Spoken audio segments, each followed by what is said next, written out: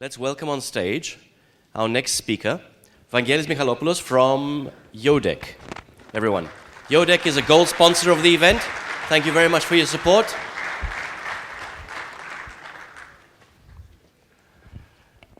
Hi guys, I'm Vangelis Mihalopoulos. I'm the CEO and co-founder of Yodeck.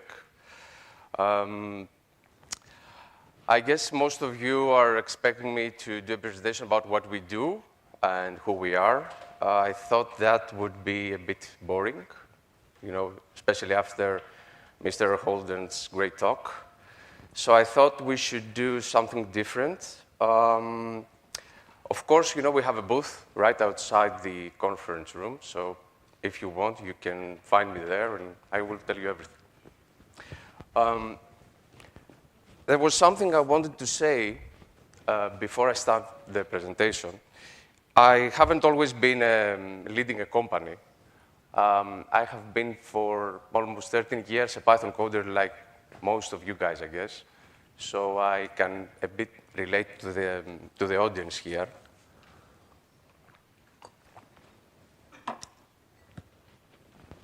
And as you can understand, I don't do much of presentations. So I decided to discuss about happiness. And happiness about, you guys, what, the average, let's say, coder, the average developer in Greece or abroad needs in order to say that he's fulfilled and he's happy. And we're talking about the workplace, of course. So we're not talking about personal stuff. And as I was creating this presentation, it all came down to three things. These two are not on the list, of course. So foosball and ping pong and other perks are very nice and very nice to have in the office. But they won't make you really happy, and they won't make you stick to a company. It's not either, the super designed office space. That's very nice too, but it won't keep you there. Also, in Beijing, China, I read it on the New York Times. This is real. They have programmer motivators. That's a better title than CEO and co-founder, right? And that's a practice that, for me at least, is of extreme sexism, okay? Because they only hire girls to motivate male developers. But it's also really ridiculous. That's why you laughed. So, since I'm leading, a company and a team, it's very important for me to understand what makes people happy. And I don't mean about, I am happy with my job. I'm meaning about, a deep sense of fulfillment. And, don't get me wrong, but we have these exact models at the office, foosball and ping pong. And this is the new concept design for our office. But these things won't actually keep you there. They won't make you. And we don't have, Chinese ladies doing massage, okay? But these things won't really make a difference. The first thing is the team, the first of the three. It's a very important factor, but more or less, for all companies, it's easy to find in a company.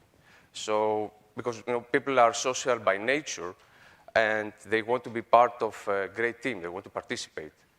And this is understood more or less by all managers at all levels. So I guess that all of you hear about teamwork and being a team player and the team spirit and team, and that reminded me of this guy. But he was a bit strict with the team thing.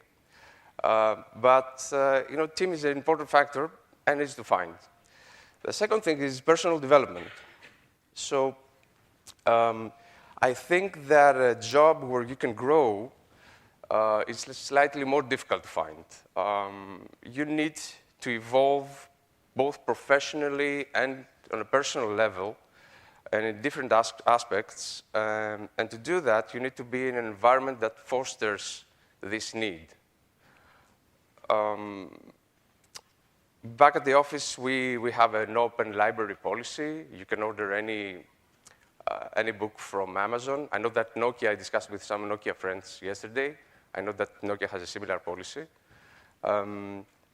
We also have some tutors that come in and teach, the 3 different languages. We also have some guys, doing gym classes and so on.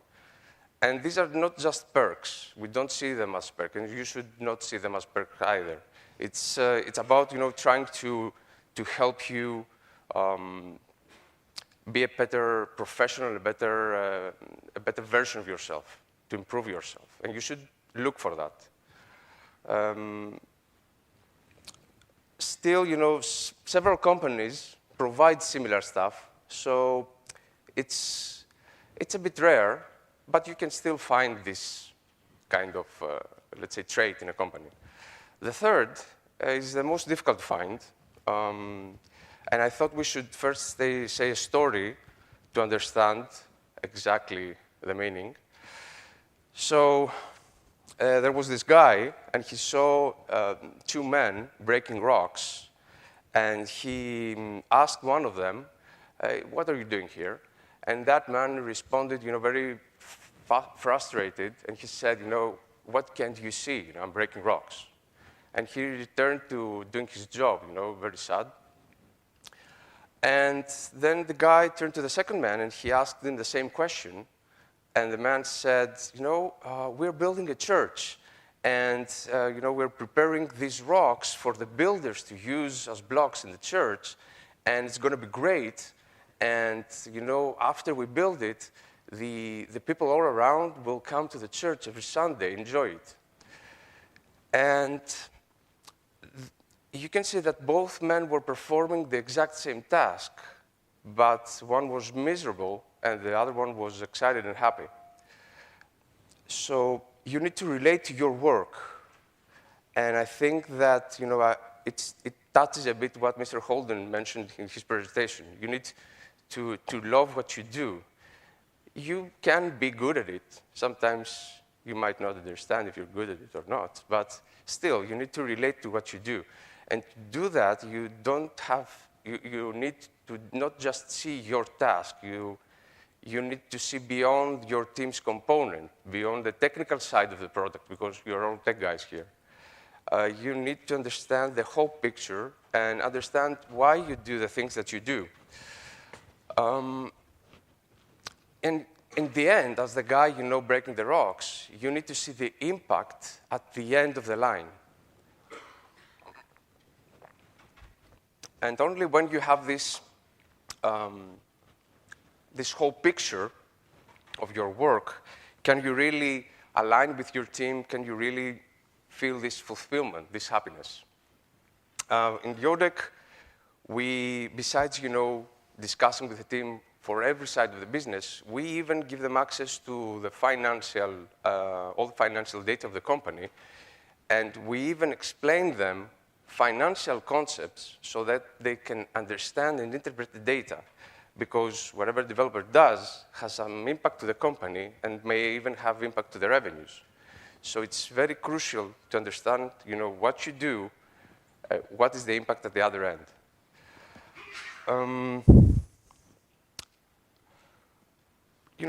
This presentation isn't exactly about Yodeck. So what I'm trying to say here is that there are tens of companies out there that have cultures like the culture I'm describing. And this is a new thing in Greece. And I think that you need to search for it to get to know these companies. And as weird as it may sound, most of these companies are international.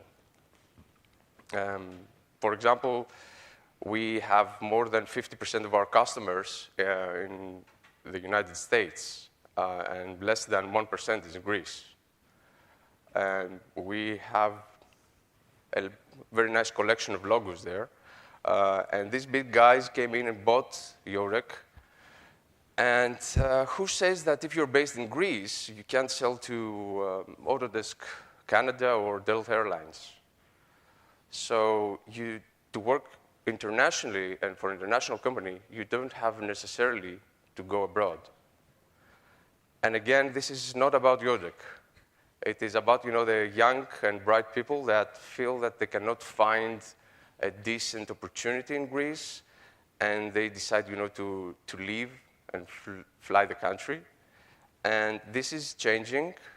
And now there are many amazing opportunities in Greece. And I'm talking about our company. There are a lot of good things happening, and I think that the climate has started to turn around. And you just need to search, and I think that you will find these great opportunities. I think I didn't bore you too much, so that was it.